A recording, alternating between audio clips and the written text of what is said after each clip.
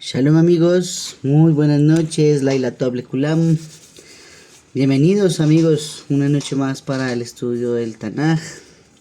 Bienvenidos hoy atípicamente los miércoles, no solamente esta semana. Hashem, estamos teniendo mucho trabajo en la oficina, entonces nos tocó replantear horarios por esta semana. Y bueno, vamos a iniciar con nuestro estudio del día de hoy. Vamos a escuchar a don Joseph Franco. Sigue mi amigo, por favor.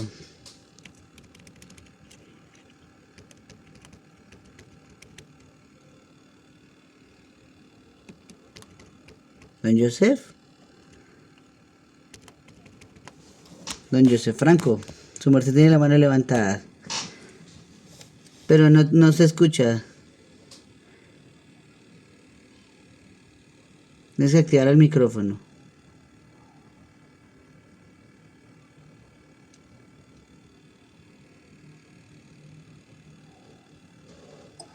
Ok. ¿Me escucha ahora? Sí, ahora sí, sí señor. ¿Cómo está, More? Tanto tiempo sin vernos. Abu Hashem, se te echaba de menos, sí señor.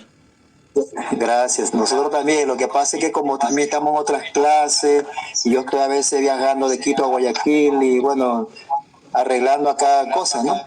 Y bueno, ahí vamos, pero siempre nos acordamos de ustedes, no creo que se nos ha olvidado. Ella es Batia, está con nosotros, yo la ingresé ahorita, con su permiso. Ok, claro que Para sí. que, sí, también es aquí de Guayaquil, Ecuador. Entonces, pero, es mi prometida. Bueno, con la Buenas noches, María. Muchas gracias. Baruch Hashem, bienvenidos, bienvenida también a este grupo de estudio de la Torá y más alto por el compromiso, muchachos, que Hashem los bendiga y que lleguen a la Jupá sin problema y que tengan un hogar lleno de Torá y de misbot. Con la Kabbat, me alegra mucho esas noticias, bendito sea Hashem. Gracias, amores, gracias. En cualquier momento, pues lo visitamos por allá. Aquí las puertas están totalmente abiertas, ustedes lo saben. Gracias, amores. Bueno, Hashem, entonces vamos a iniciar con nuestro estudio el día de hoy. Tenemos para hoy Melahim Bet capítulo Zain, Perek Zain, Segunda de Reyes, capítulo 7. ¿Listo? Esto va a ser una continuación del que estudiamos la semana pasada. Un poquito el contexto viene a ser que el rey de Siria está sitiando Israel en el reino del norte. Entonces en el reino del norte todos sabemos que allí no fluía muy bien el estudio de la Torá ni la observancia de las misbot. Entonces siempre tenían reyes que generalmente hacían lo que no era correcto a los ojos de Hashem. Ahora bien, el rey que está en este momento es el rey Jehoram y él es hijo del rey Acab, ¿cierto? Entonces estamos hablando de que es el hijo de un malvado, como está escrito en el Tanaj y como está escrito en la Gemara. Listo. Entonces teniendo en cuenta eso, terminó todo en que durante todo el tiempo que duró el sitio de la ciudad de Samaria, de Shomrom, que era la capital del reino del norte de las 10 tribus, sucedieron cosas terribles y abominables, como por ejemplo, terminó diciendo el capítulo 6, que dos mujeres se pusieron de acuerdo para comerse a sus hijos. Entonces hicieron como un acuerdo. El primer día matarían al hijo de la una para comérselo. Y al día siguiente matarían al hijo de la otra para comérselo entre ambos también. Sin embargo, no fue así en la práctica. La primera mujer sí fue y de ingenua dejó matar a su hijo. Se lo comieron. Pero en cuanto a la segunda mujer, dice allí el Tanaj, llegó delante del rey Acab poniendo la queja porque esa mujer no le quería compartir a su hijo. De lo cual estudiamos, finalizando hace una semana, poquito, sobre que habían dos posibles respuestas que dan los hajamim. Una es que no quería compartir el botín por el hambre, ¿cierto? Y la dos, porque se conmovió su corazón. No sabemos la respuesta y no sabemos si al final ese segundo niño murió o no murió. La cuestión que viene a ser es la reacción del rey Jehoram en ese momento. Una vez esta mujer le expone el caso y hace la denuncia de lo que sucedió, entonces el rey dice que hay de Elisha, sí, no le arranca la cabeza por lo que estaba pasando, ¿no? si la cabeza de Elisha permanece sobre él hoy? Y entonces todos nos preguntamos, pero ¿qué culpa tiene Elisha, cierto, de que dos mujeres hagan un acuerdo tan aberrante, tan duro, y una de las dos incumpla? ¿Pero qué tiene que ver Elisha con ese cuento, no?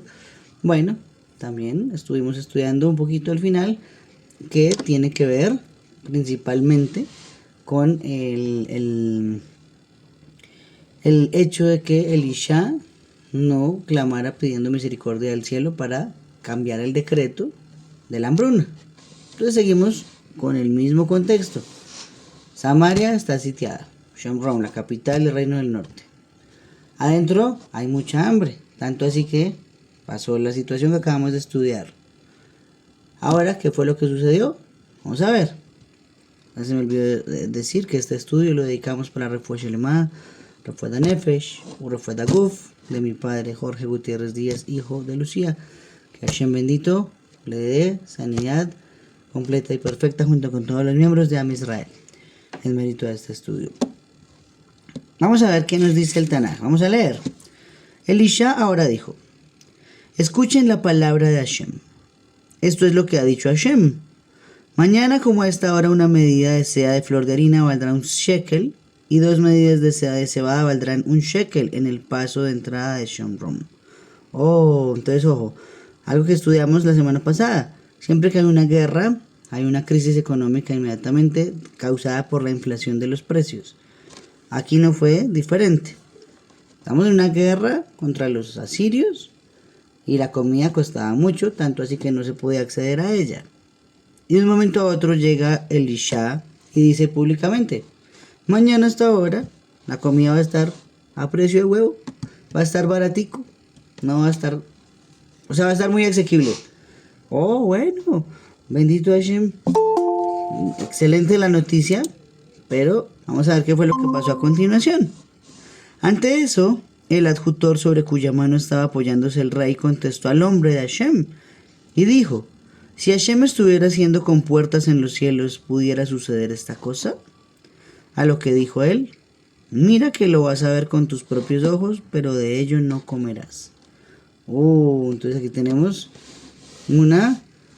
¿cómo decirlo? Un adelanto, un anticipo de lo que iba a suceder. En primera instancia, porque pudo haberlo dicho de una forma diferente, ¿sí? Hashem cambia las situaciones de un momento a otro. Podemos estar en la peor de las crisis económicas. De un momento a otro surge algo, una novedad, un buen negocio, un apoyo económico, una inyección de capital, en fin, un préstamo. Bueno, no sabemos. Hashem se comporta de muchas maneras diferentes. De un momento a otro, saneamos un poquito la deuda y traemos un respiro. Pero ya no le dicen de un día para otro: mañana usted ya no tiene deudas. No, eso no es verdad. O sea, yo creo que muchos de nosotros en la situación de esta persona, ministro del rey de Israel, hubiéramos dicho exactamente lo mismo.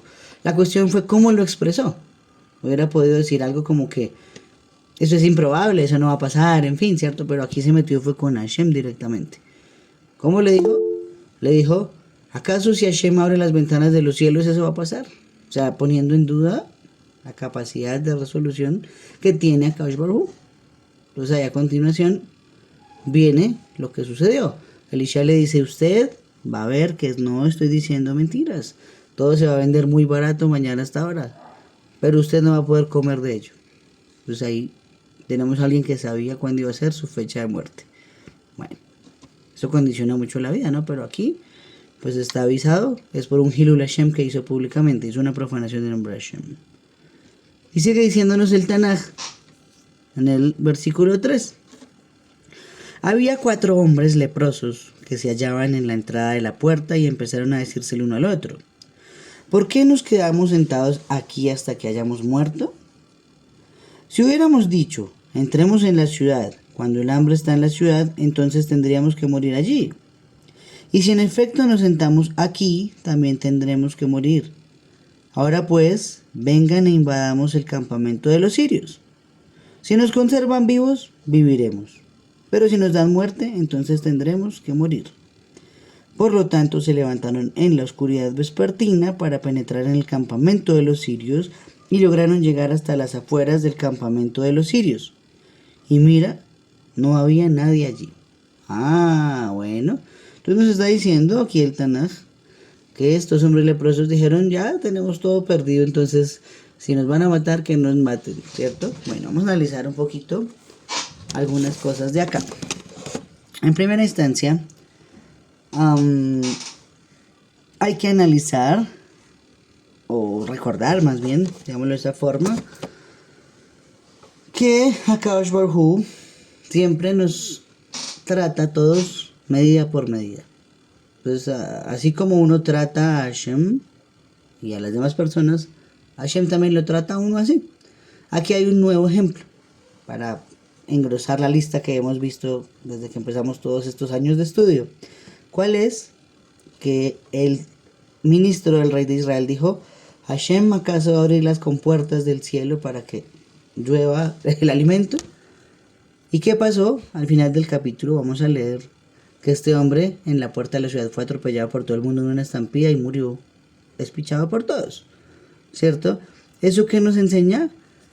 Que así, dice la Gemara Masejet Sanedrin, página 90a, así cuando él usó en duda que Hashem pudiera abrir las puertas del cielo Sha'ar, así Hashem le devolvió medida por medida, matándolo en las puertas de la ciudad. Sí, tremendo. Puerta y puerta, ahí está la medida por medida que dio Hashem por poner en duda la profecía de Elisha en primera instancia, pero segundo, la capacidad resolutiva que tiene Akadosh Baruj Hu como el amo del universo, que es él. Entonces, muy bien, ahí tenemos la primera enseñanza. La segunda tiene que ver con estos hombres leprosos, ¿cierto? Estos Metzoraim. Recordemos que cada evento del Tanaj está relacionado entre sí, ¿cierto? Entonces tenemos que analizar quién fue el último que se mencionó en nuestro Tanaj hasta ahora que tenía esa enfermedad llamada Sarat, para poder saber de quién estamos hablando en este momento. ¿Listo? Entonces recordemos, vamos a escuchar a Julia, ¿sigue? Por favor. Sí, creo que me adelanté. Buenas noches. ¿Era el siervo de Elisha? Muy bien, era Gehazi, el siervo de Elisha se llamaba Gehazi. Entonces, ese siervo de Elisha, al cual se le pasó la lepra, ¿cierto? La Sará de Naamán, tiene que ser indefectiblemente el mismo que está mencionado acá, ¿sí? Hemos estudiado un poquito que cada evento del Tanaj nos da una pista de quién es el personaje. Entonces, pongamos unos ejemplos. Cuando se refiere el Tanaj en el libro de Shmuel a Goliat, lo llama el campeón de los filisteos, ¿sí? ¿Cómo así que el campeón de los filisteos? Entonces toca buscar, empezando el libro de Shmuel, y nos dice que los filisteos se robaron el arca de Hashem y se la llevaron hacia Gat, ¿cierto? Y después nos dice que Goliat venía de Gat, y que Goliat era un gigante. Entonces, un Kalva Homer, primer método de interpretación de la Torah, nos enseña que entonces era llamado el campeón porque Goliat fue el que se robó el arca del pacto. Bonito, ese es un primer ejemplo, ¿cierto? Segundo ejemplo tiene que ver con Naamán, el poseedor de esta Sarat, antes que Gehazi. Nos dice el Tanaj que alguien al azar desde el ejército de los sirios lanzó su arco al azar, ¿cierto? Lanzó su arco al azar y mató al rey Acab. Y a continuación el siguiente personaje del ejército sirio nombrado con honores y con riquezas es Naamán, de lo cual aprendemos que debido a eso que hizo fue ascendido al rango de general y se hizo muy rico porque la orden era matar solo al rey de Israel. Y así pasó. Aunque técnicamente fue un accidente, Hashem dispuso que así fuera, como la muerte se llevaría al rey Acab. Y entonces ahora tenemos nuevamente la identidad de alguien, ¿sí? Tenemos 4 leprosos, pero digamos que Gehazi era uno, ¿no? ¿De dónde salieron los otros 3 entonces? Si Gehazi, pues sí, él es el último portador de Sarat que existió en este momento de la historia, ¿cierto? ¿De dónde salieron los otros 3 entonces? Esa sería la pregunta en este momento, ¿sí? Bueno, ¿cómo se resuelve esta pregunta? Rashi dice que esos otros 3 eran los 3 hijos de Gehazi. Porque, ¿cómo fue el castigo que le puso el profeta Elisha? Le dijo, por haber hecho lo que hiciste, entonces la Sarat de Naaman te pegará a ti y a tus hijos para siempre. Entonces ahí nos abrió la puerta para identificar quiénes eran los que acompañaban a Gehazi en este momento. Ok, entonces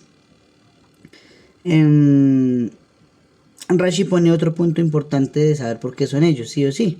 Porque anteriormente se nos había enseñado que Elisha había sanado a todos los demás Bene Israel que padecían la Sarat. Por eso fue la fama de que llegara hasta el general sirio, la fama de Elisha, porque Elisha ya había curado a todo Israel de la Sarat. Aquí volvió a nacer la Sarat dentro de Israel. Y estos son los primeros 4 leprosos que están en la situación de no saber si ir al campamento de los asirios y que los maten, o les tengan misericordia, o entrar a la ciudad y morir, porque igual al ser leprosos tenían que estar en cuarentena, separados de todo el mundo. Difícil situación. ¿Vas a decir algo, Julia? Sigue. Sí, quería saber, cuando él se le pega a la Sara, ¿él ya estaba casado o se casa después? Porque sabemos que una persona, como lo acabas de decir, de que cuando tiene esta enfermedad tiene que estar aislado. Bueno, tengo entendido que es una enfermedad que está por todo el cuerpo. Entonces, como estás diciendo que él estaba acompañado, ¿quién eran los otros 3? Entonces ahí has dicho que era él y sus hijos. Entonces por eso quería saber eso que te pregunté. Muy buena pregunta, muy buena pregunta. No, Elisha ya estaba casado cuando adquirió, Gehazi ya estaba casado y con hijos cuando adquirió la Sarat, ¿sí? Porque aunque esto no pasó inmediatamente de un momento a otro, del capítulo 5 al capítulo 6 pueden haber pasado algunos meses o algún año, ya sus hijos estaban grandes y se podían mover solitos. Y los llama la Torah hombres. Entonces si son hombres es porque ya tenían más de Bar Mitzvah. Entonces no eran niños pequeños. De ahí aprendemos que Gehazi sí tenía esposa y tenía hijos. ¿Vale? Y aquí simplemente pues es la prueba de que ellos heredaron también la lepra, la Sarat. Ahora bien, entonces tenían la opción. O el campamento asirio, o los matan o tienen misericordia allá. O devolverse a la ciudad de Samaria a ver cómo entran y morir de hambre allá, porque de todas formas al estar en cuarentena, lo último en lo que se piensa es en las personas que están castigadas, ¿cierto? Ok, pero ¿qué entonces pasó? Versículo 6. Y Hashem mismo había hecho que el campamento de los sirios oyera el sonido de carros de guerra, el sonido de caballos, el sonido de una gran fuerza militar, de manera que se dijeron unos a otros, miren, el rey de Israel ha alquilado contra nosotros a los reyes de los hititas y a los reyes de Mizraim para que vengan contra nosotros. Inmediatamente se levantaron y echaron a huir en la oscuridad vespertina, dejando sus tiendas y sus caballos y sus asnos, el campamento tal como estaba, y siguieron huyendo por su alma. Aquí en Colombia se dice como alma que lleva el diablo. Salieron corriendo esos soldados del ejército sirio. ¿Sí? Hay más cosas para analizar allí precisamente. Bueno, entonces, cuando estos leprosos son ubicados nuevamente en el Tanaj, son mencionados más bien, digámoslo de esa forma, estaban en la puerta de la ciudad. Entonces, ¿qué hacemos? ¿Vamos hacia adentro de la ciudad o vamos hacia el campamento de los asirios? ¿Por qué? Porque la Torah nos ordena, Vayikra, capítulo 13, versículo 46, para Shamet Zorah, que aquel que está afectado de Sarat tiene que estar fuera del campamento y habitar apartado, aislado y con incluso ¿cómo se llama? Una campana que suene para saber que es alguien afectado y nadie se le acerque. Entonces aquí está, que se cumple la Torah, se cumple la halajá como la definió la Torah en este momento de la historia. 2. Dice la Gemara, Masejet Avodah Zarah, página 27b. Si uno tiene una enfermedad, puede recibir atención médica de un gentil, pues es preferible eso al riesgo que implica la muerte. Entonces, bueno, ojo, ¿sí? No es una regla de vida que siempre tenga que ser un médico judío el que lo atienda a uno. De preferencia, y si se puede, claro que sí.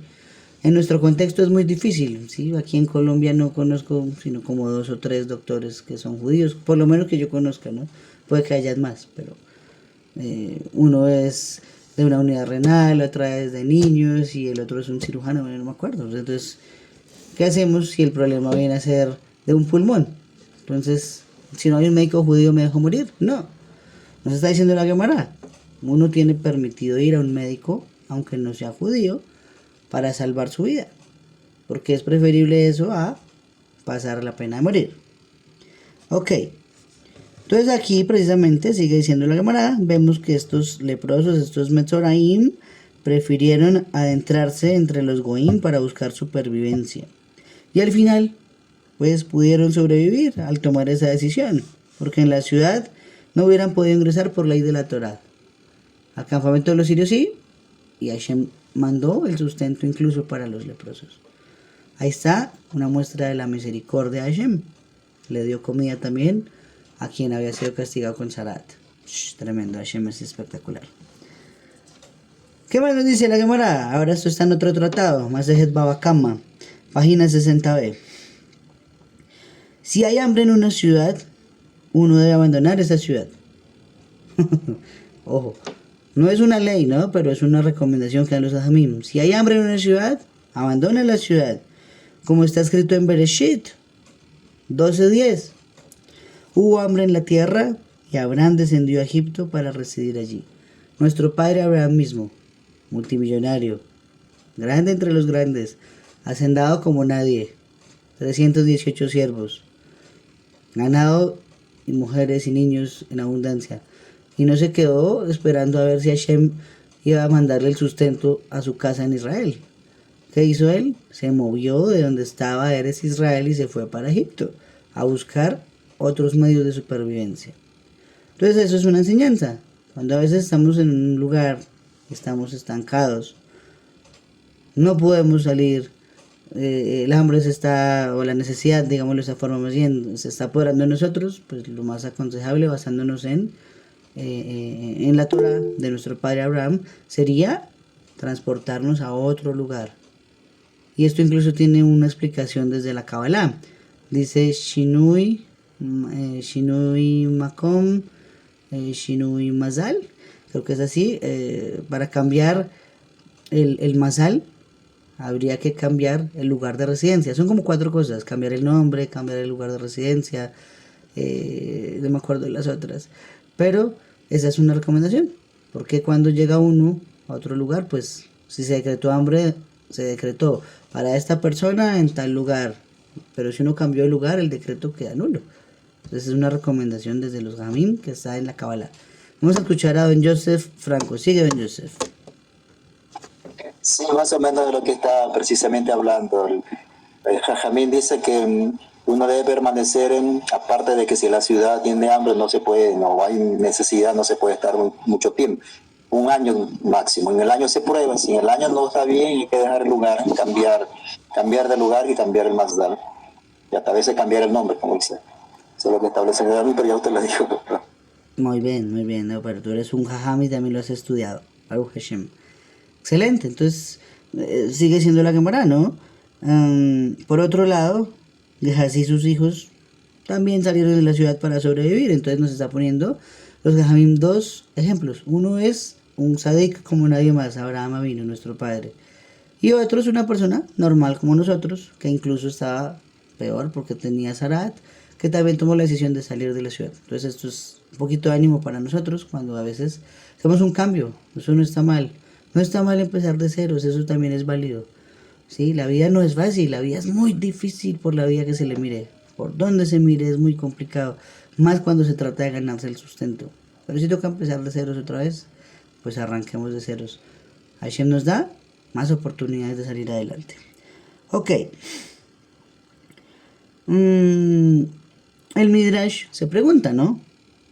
¿Y no pensaron que era más grave que los asesinaran de inmediato los arameos, los sirios? ¿Cierto? O sea, el leproso, los 4 leprosos, ¿qué era peor, morirse de hambre o morir asesinado? Entonces responde el Midrash mismo. Podemos decir que a nadie le importa una vida de corta duración. Si ya estaban seguros que iban a morir por cualquiera de los dos lados, dijeron, vamos por la que menos nos duela, para la que sea más rápida. Y la más rápida sería morir asesinado antes que morir de hambre. Morir de hambre es un proceso largo. Morir asesinado es un proceso corto. ¿Sí? Entonces, esa fue la decisión que tomó y de ahí aprendemos que el desespero nos lleva a tomar también ese tipo de decisiones. ¿Sí? Ok. Ahora, dice algo muy interesante en el Tanaj, ¿no? Dice que Hashem hizo que el campamento de los sirios oyera el sonido de carros de guerra, el sonido de caballos, el sonido de una gran fuerza militar, de manera que se dijeron, nos cayeron, nos emboscaron, contrataron otras naciones y salieron corriendo y abandonaron todo quedó abandonado, ¿no? Rabino de Hayé nos dice que eso tiene una explicación desde la salida de Mizraim. Tremenda. Esa yo la aprendí hace poco, cuando lo estudié. A ver, aquí dice que yo estudié este capítulo el 14 de febrero del 2024. Hace un año, un poquito más. 1 año y 5 días. Tremendo. ¿Cómo así que tiene que ver esto con la salida de Mizraim? Yo cuando lo leí quedé, wow, increíble. Bueno, para poderlo entender, tenemos que irnos a la plaga número... esa es la número 7. La plaga número 7 fue el granizo con fuego. Y entonces, la Torah nos dice, eso es en la Parashá Bo, que el faraón le pidió a Moshe que la plaga se detuviera inmediatamente. Y Moshe Rabbeinu fue, clamó a Hashem, alzó sus manos, dice la Torah, y se acabó el granizo. Pero el granizo quedó suspendido en el aire, ¿sí? Entonces, ¿eso qué quiere decir? Que hay unos bloques de hielo enormes, ¿sí? Nosotros cuando vemos granizo en nuestros países, porque estamos en zona torre y aquí no neva, pero hay granizo, de vez en cuando, por lo menos aquí en Bogotá, unas 2, 3 veces al año se ve, eso no son nada, eso son bolitas chiquiticas, son plastilina al lado de lo que fue en realidad Mizraim, que cayera bloques de hielo enormes y se volvieran fuego. Bueno, el Midrash nos enseña que esos bloques de hielo, cuando Moshe alza las manos y pide que se pare la plaga, la Magefá, entonces ¿qué pasó? Quedaron suspendidos en el aire. Y quedaron suspendidos hartos años, eran visibles para todo el mundo. Todo el mundo vería el cielo y vería que ahí habían bloques de hielo y que Hashem los podía hacer caer en cualquier momento. ¿Sí? Me imagino que tendría que ser incómodo andar con esa presión, yo supongo. Ok, ¿qué pasó?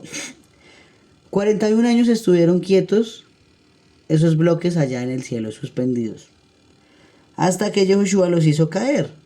Hay una prueba de eso, muchachos. Ya lo estudiamos, pero cuando lo quieran consultar, libro de Yehoshua, capítulo 10, versículo 11, nos cuenta que cayó granizo del cielo en una guerra que libró a Kadosh Baruj Hu cuando se conquistó la tierra de Israel. ¿Sí? Entonces ahí cayó la mitad de lo que quedó suspendido en el aire. Todavía queda suspendido en el aire, pero ya perdimos la capacidad de ver ese hielo. Nosotros ya no lo podemos ver, así de pequeñitos somos nosotros. Hace 2000 años se veía el hielo en el aire suspendido, hoy no. ¿Qué estamos esperando para que caiga ese hielo? Ese es el hielo que se va a volver fuego cuando sea la famosa guerra de Gog y Magog. ¿Sí? Entonces todavía eso está suspendido en el cielo. Pero ahora pensemos desde la parte física. Cuando llueve, es normal que la lluvia venga acompañada de truenos, de relámpagos, de destellos. ¿Sí? Ahora sí viene el que tiene que ver con esta situación. El versículo nos está diciendo en el 6, los sirios oyeron el sonido de carros de guerra, el sonido de caballos, el sonido de una gran fuerza militar, y salieron a correr. ¿Esto qué nos explica? Que ese ruido del trueno que también acompañaba el granizo, ese sí quedó suspendido quietico, ese no cayó cuando Yehoshua, sino que simplemente en este momento de la historia, Elisha lo hizo descender a la tierra para hacer huir a los sirios. Oh, entonces, si era un ejército tan grande, tan inmenso, que habíamos estudiado que unos años atrás eran 185,000, y esos eran simplemente los jefes. De ahí para adelante cada uno tenía su cargo, no recuerdo la cifra, como como 40 personas, 80 personas, no recuerdo, ya lo estudiamos, a sacar un ejército por lo menos de 1 millón de personas. Que Hashem nos mande un sitio de varios años y apenas salgan corriendo podamos coger sus pertenencias, pues imagínense las provisiones tan buenas que tenía que haber para abastecer un ejército así de grande, ¿sí? Ahí sí le salió una jugada redonda a Gehazi y a sus hijos haberse arriesgado a ir al campamento del enemigo, digámoslo de esa forma. Pero más aún, lo que es de asombrarse es cómo ese ruido fue producido por esos relámpagos, esos truenos, esos rayos que acompañaban al granizo en la plaga número 7 en la Torá.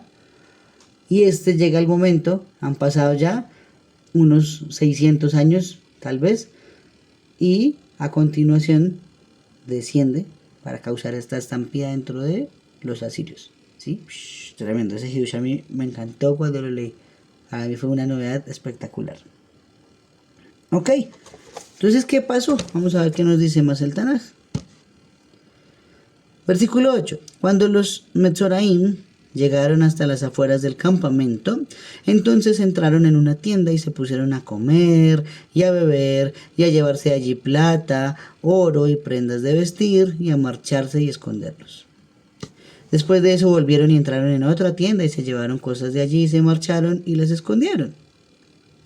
¿Sí? O sea, que saqueando un botín, porque eso no es de nadie, ¿cierto? Por ahí decía cuando trabajé en Servientrega, decía un compañero, las cosas no son del dueño, sino el que las necesita. Es un pensamiento malvado, pero en una oficina pues tiene lógica. Pues yo necesito el esfero y eso no es ni del compañero de la oficina, sino eso es de la empresa, ¿cierto? Pero, ok, en ese contexto digamos que sí. Aquí estamos hablando de otro contexto. Salieron corriendo, pero todo está en tierra de Israel, entonces eso es de Israel. Pues entonces eso no es un saqueo en toda la práctica. Pero, aún así, vea, miren esto. Los Bene Israel, dice, déjenme acordarme. Esto lo dice en un libro de Musar que se llama el Orjot Sadikim, el Camino de los Justos. Dice allí que los hijos de Abraham tienen la cualidad de ser bondadosos, de sentir vergüenza y no recuerdo la tercera, algo como que tiene que ver con la solidaridad, más o menos, ¿sí? Y gracias a eso se puede reconocer quién es un hijo de nuestro padre Abraham, por esas midot. Ahora pensemos, aquí tenemos 4 leprosos, ¿quién les da de comer? Nadie. Y de un momento a otro desaparece un campamento lleno, ¿cierto? Lo más lógico es que lo hubieran saqueado todo para ellos y se hubieran vuelto ricos. Pero eran leprosos, ¿qué podían hacer con tanto dinero? Sí, tampoco nadie quería tratar con ellos por el riesgo al contagio. Miren lo que hicieron. Versículo 9. Por fin empezaron a decirse el uno al otro: no es correcto lo que estamos haciendo. Este día es un día de buenas nuevas. Besorot Tobot. Si titubeamos y realmente esperamos hasta la luz de la mañana, entonces tendrá que alcanzarnos la culpa. Vamos ahora pues y entremos y demos informe a la casa del rey. Entonces aquí viene eso que estamos diciendo. Listo, que Gehazi cometió un error y fue castigado por él, pero no dejaba de ser un hijo de nuestro padre Abraham, que sentía vergüenza y que era bondadoso y solidario. Y por eso lo primero que pensó es: allá dentro de esa ciudad todo el mundo tiene hambre y no es justo que yo me esté comiendo esto acá solo con mis hijos. Entonces, ¿qué vamos a hacer? Vamos a decirle al rey que le envíe para repartir todo esto equitativamente entre todo el mundo. ¿Sí? Bueno, ahí sí hay que resaltarle ese punto a favor a Gehazi. Ok, versículo 10. De manera que fueron y llamaron a los porteros de la ciudad y se lo informaron diciendo: entramos en el campamento de los sirios y miren, no había nadie allí, ni sonido de hombre, sino solo los caballos atados y los asnos atados y las tiendas tal como estaban. Enseguida los porteros gritaron y se lo informaron a la casa del rey adentro. El rey se levantó inmediatamente de noche y dijo a sus siervos: permítanme declararles por favor lo que nos han hecho los sirios. Bien saben ellos que tenemos hambre, y por eso salieron del campamento para esconderse en el campo, diciendo: saldrán de la ciudad y los prenderemos vivos y entraremos en la ciudad. La famosa emboscada o el famoso señuelo. Vamos a sacarlos para poder saquearlos, ¿cierto?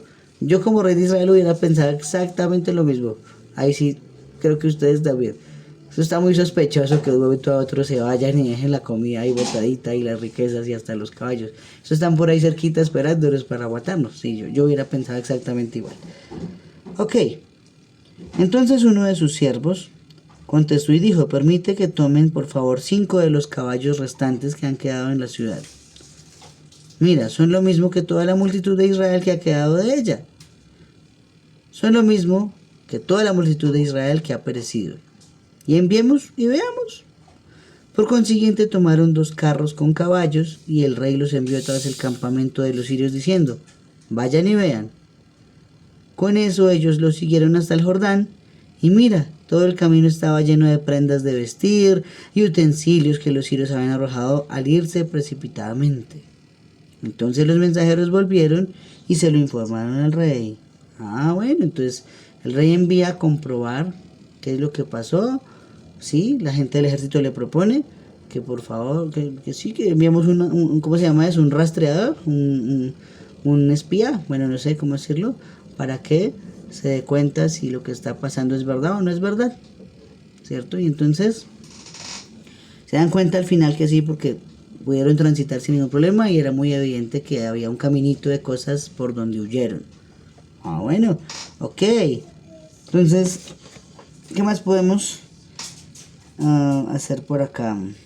Listo. Rashi nos dice cuál fue el razonamiento, de el ejército, ¿no? Dijeron, salir es ambiguo, pero de todas formas hay que hacerlo. Porque si se trata de una emboscada, pues nos van a matar, ¿no? Pero si en verdad está todo allí, el beneficio va a ser espectacular para todo el pueblo. Entonces toca arriesgar. Siempre tiene que tomarse riesgos, ¿sí? En todo momento a nosotros nos toca ponerle riesgo a algo, a la vida. Enviar un niño al colegio es un riesgo. Comerse una comida, eso es un riesgo. Que tal uno se muera también envenenado o atorado, uno no sabe, ¿no? Dormir es un riesgo, que tal no me levante otra vez, no vuelva a este mundo. Todo es un riesgo, todo es un riesgo. Entonces, cuando uno está trabajando, ir al trabajo es un riesgo. Hacer un negocio es un riesgo. Si no se toman riesgos, pues no podemos ganar las batallas. Aquí en este caso, tocó sacrificar los poquitos caballos que quedaban dentro de Israel. ¿Sí? Quedaban 5 caballos y los 5 fueron usados para ir a sondear. Complicado, ¿no? Israel siempre acostumbrado a toda la abundancia de un momento a otro. ¡Pum! Pero todo tiene que ver con el estudio de la Torah y la observancia de las mismas. Ok. Ahora, versículo 16 dice así. El pueblo procedió a salir y saquear el campamento de los sirios. Y así una medida de seda de flor de harina vino a valer 1 shekel. Y 2 medidas de seda de cebada vino a valer 1 shekel, conforme a la palabra de Hashem. Entonces nos está confirmando que así como lo dijo Hashem a través del profeta Elisha, la comida se volvió barata de tanta comida que había. Hace poco leí, hace como unas 2 semanas, que aquí en Colombia el río Magdalena está ahorita muy acaudalado por las lluvias. Y entonces los pescadores están muy felices porque la producción del bocachico está más alta que el resto del año. Pero también eso permite que se abaraten los precios. El precio del bocachico bajó. ¿Debido a qué? A que el río subió y es más fácil capturar peces. Claro. Entonces, entre más hay, más barato. Y aquí estamos diciendo que estábamos de cero con inflación en una guerra dentro de Israel, encerrados en Samaria. Y al momento existe ahora sí abundancia. Hay de donde echar mano. Claro, los precios toca comercializarlos baratos porque todos estamos igual de quebrados, de arruinados. Entonces, así lo dijo Hashem, así lo dijo Elisha, así pasó. Versículo 17. El rey mismo había nombrado al adjutor sobre cuya mano estaba apoyándose a que tuviera a su cargo el paso de entrada, y el pueblo siguió atropellándolo en el paso de la entrada, de modo que murió tal como había hablado el hombre de Hashem cuando habló al tiempo en que el rey bajó a él. Entonces, ¿qué pasó, no? Este hombre es el mismo que le dijo a Elisha, ¿y es que acaso Hashem va a abrir las puertas de los cielos para que eso pase? ¿Para que haya abundancia? Pues ahí está la mía que negues mía. Él se refirió a las puertas de Hashem como imposibles de abrir. Hashem le respondió medida por medida matándolo en la puerta de la ciudad. Fuerte. Ok. ¿Para qué lo puso ahí, no? Ahora, el rey, ¿qué le importaba lo que entraran del campamento? Bueno, eso sí tiene que ver con el poder que se ejerce. Porque siempre el rey tiene que velar por el interés primero del gobierno y después del pueblo, ¿cierto?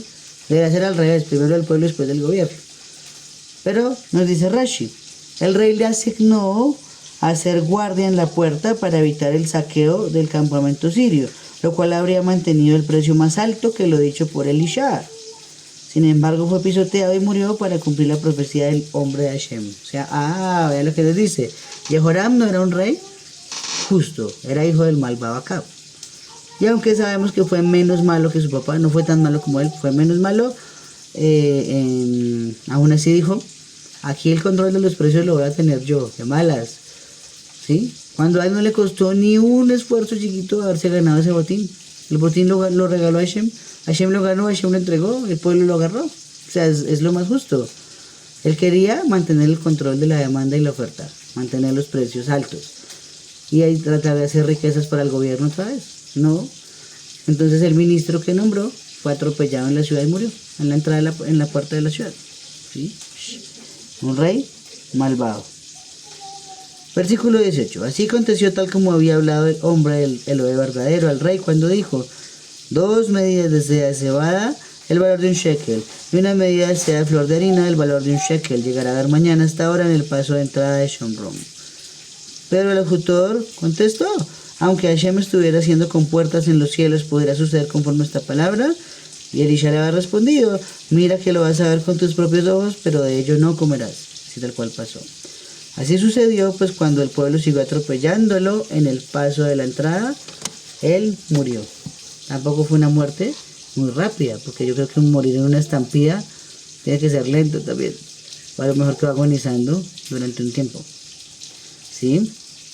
El Shemirat HaLashon nos enseña, este es un libro de Musar, Shemirat HaLashon, el cuidado de la lengua, que este capitán quiso decir que ciertamente Akadosh Baruj Hu podía ser posible que acabara el hambre, pero que esa generación no era muy diferente a la del diluvio, para la cual se abrieron las ventanas del cielo para mal. O sea, el libro de Shemirat HaLashon está queriendo justificar, o no digámoslo de esa forma, está queriendo ver desde otra perspectiva las palabras de este general, de este ministro.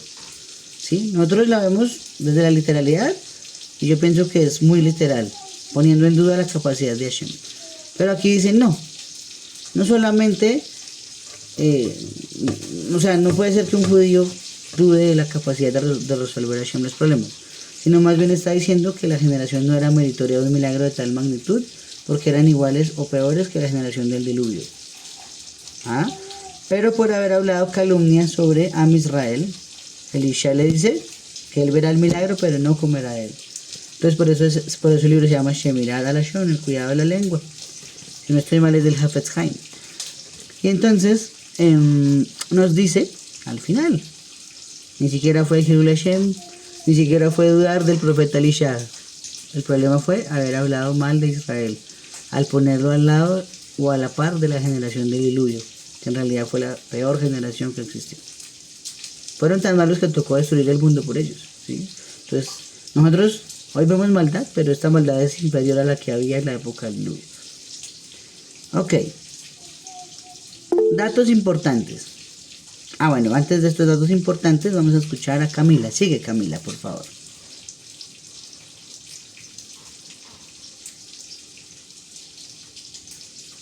Perdón. Bueno, entonces, tengo una pregunta. ¿Cómo se puede verificar el pecado de la ciudad del libro? Se te oye un poquito lejos, no se te escucha bien, Camila. Mi pregunta es: ¿cómo se puede diferenciar entre Entre el pecado de la generación del diluvio a esta? O sea, ¿cómo podemos saber que el pecado de este tiempo es inferior? Bueno, hay varias situaciones, ¿sí? Hay que decirlo de varias formas. En primera instancia, ellos querían provocar la ira de Hashem a propósito. Hoy en día todo el mundo peca es por estar lejos de Hashem, pero no por quererlo provocar a ira, sino por ignorantes. Esa generación es, digámoslo en cierta forma, es brutica, es mensa. Eso es una diferencia. Otra diferencia tiene que ver con los cruces de razas que había. Recordemos que uno de los principales problemas era la cera levatalá, ¿no? Por eso el agua cayó al nivel de Yasoledbo, a la misma temperatura del semen, tanto la que salió dentro de la tierra como la que cayó del cielo. Todo el mundo murió, fue desintegrado el calor. Y aunque hoy en día, digamos que no es que la sexualidad esté muy correcta en el mundo, era peor en ese entonces porque hacían cruces con los animales y salían esas criaturas mitológicas que estudiamos alguna vez, ¿no? Que no son mitológicas, existieron. Hoy no pasa eso. Pasa, pero pues no tiene el mismo efecto. ¿Qué más podemos decir? 3. No había ni una sola persona que valiera la pena. De hecho, Noah, dice la Torá, Sadik Tamid Lehol Ledorotam. Era un justo en su generación. Pero sabemos que era en su generación. Si hubiera habido en la generación de Moshe, no hubiera sido un justo como lo fue para esa generación, porque así de malos eran los demás. En tanto que hoy en día hay gente que sostiene el mundo, como por ejemplo aquí estamos 6 personas en esta sala de estudio sosteniendo el mundo. Entonces esas diferencias son las que marcan la situación de que Hashem no nos envíe un diluvio, pero que lo merecería de pronto la humanidad, tal vez sí. Solamente que existe ese remanente pequeño que sostiene el mundo del estudio de la Torah y por eso Hashem no lo destruye. Es diferente. Entonces, creo que seguro hay más respuestas a esa pregunta, pero se me ocurrieron esas por ahora. Muy bien, entonces ahora sí, algunos datos importantes, ¿no? Normalmente, este Perek, este capítulo 7 que acabamos de terminar, ya lo terminamos. Pongamos la cinta acá en el 8 para saber que ahí empezamos la semana entrante. Se lee en la semana que cae Yom Ha'atzmaut, ¿cierto? Que es Yom Ha'atzmaut, el día de la independencia. Eso es como en el mes de mayo, más o menos, en Israel, ¿sí? Esta es la Haftará que se lee en el Shabbat anterior a esa celebración, que es de esta época, es de esta generación, de la actualidad o de la historia reciente de Israel, porque es del Estado de Israel, ¿sí? En ese caso, ¿por qué se hace? Para significar que hay una intervención divina para salvar a Israel en momentos de apremio. ¿Por qué? Bueno, no sé si saben ustedes la historia, ¿no? Pero durante la guerra de la independencia, Israel tenía escasez de armas. No teníamos artillería pesada. Bueno, el Estado de Israel no tenía artillería pesada. Sin embargo, se desarrolló la Davidka, ¿cierto? Una pieza que es una Davidka. Eso es un aparato, ¿cierto? Que es ineficaz porque no hace nada inofensivo, pero es ruidoso. ¿Y qué pasó con ese ruido? Hicieron hartos aparatos de esos para esa guerra de la independencia. Hartos. Cada soldado llevaba un aparato. No sé cómo son en realidad. No lo he investigado tampoco. Pero esa Davidka, lo que se hizo fue que todos los soldados hicieran un ruido del berraco en el frente de batalla. Un ruido grande, un ruido enorme. Un efecto parecido a lo que pasó acá en el campamento con los sirios en la época de Elisha. ¿Qué provocó ese ruido hecho por ese aparatico? Que todas las tropas árabes se deterioraran del miedo, ¿sí? De pensar cuán increíbles armas tenía Israel. Eran sonidos que jamás se habían escuchado, ¿sí? Y eso nos explicaría qué conexión tiene el Día de la Independencia, el Yom Ha'atzmaut del Estado de Israel, con la lectura de la Haftará, ese Shabbat anterior, que tiene que ver ese mismo sonido, o que Hashem oró milagros a través del sonido, ¿sí? Cuentan después que cuando los árabes salieron corriendo, alcanzaron a capturar a algunos, los del Estado de Israel, y les preguntaron por qué salieron corriendo. Y dijeron, nosotros escuchamos la potente voz de su ejército, las armas tan impresionantes. Y otros decían que incluso habían visto la cantidad de personas y de armas y de naves que estaban a favor de ellos para defenderlos. Y en realidad era un aparatico chiquito que hacía ruido. Eso fue la mano de Hashem. No hay más respuestas. La mano de Hashem bendito. Tanto con Elisha como con el Día de la Independencia en Israel. ¿Sí? Entonces, esto es un pequeño paralelismo en lo que fue y en lo que volvió a ser, porque el Tanaj se revive todo el tiempo, solo cambiamos los personajes. Vamos a escuchar a don Joseph Franco. Siga, don Joseph, por favor. Sí, es lo que está diciendo, es muy importante. En esa parte es lo que cuando Rabbi Akiva viajó con los otros Jajamim, estuvo en la Shamayim, es una de las facetas de Hashem, es Adonai Tsebaot. Hashem envía a Adonai Tsebaot, es el Hashem de la guerra, ¿no?